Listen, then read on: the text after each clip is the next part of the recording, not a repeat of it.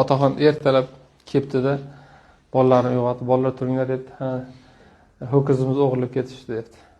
Keyin shab choponlarni kiyib, molxonaga borsa, ho'kiz yo'q ekan. Ota gap boshlabdi.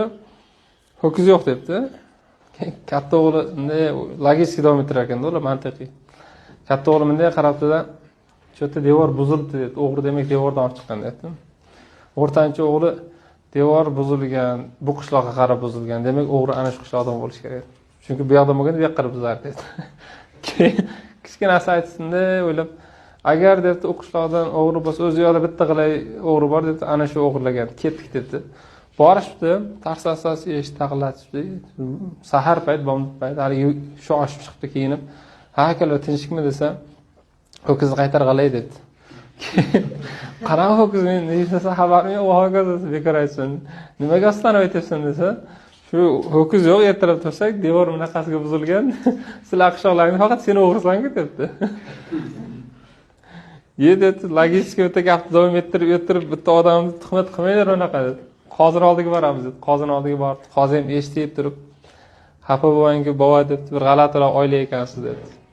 "Nimaga" desa, "Bitta gapni ikkinchisiga uloq hukm qilib bo'lmaydi-ku" debdi. "Biz biron marta adashmaganmiz" debdi otaxon. Keyin turib, "Mayli, bitta priyom qilsam ketadi bo'lar" debdi-da.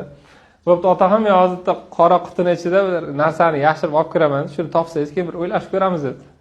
O'sha zakovat olib keladi, o'sha qora quti o'sha. Tashqariga chiqdi-da, qora qutini ichiga katta bir apelsin solibdi-da, olib kelibdi, shunday qo'yibdi. Keyin otaxon gap boshlabdi. "Quti to'rucha ekan" debdi. Katta o'g'li aytdi, "To'rucha bo'lsa, demak ichidagi narsa yumaloq bo'ladi" debdi. O'rtanchisi aytdi, "Yumaloq bo'lsa, demak bu narsaning rangi ko'pincha sariq bo'ladi" dedi. Kichkinasi o'ylab turib, "Yumaloq sariq nima bo'lishi mumkin? Apelsin-ku" dedi. Hali qozi "Ho'kizni qaytarg'alay" deyapti.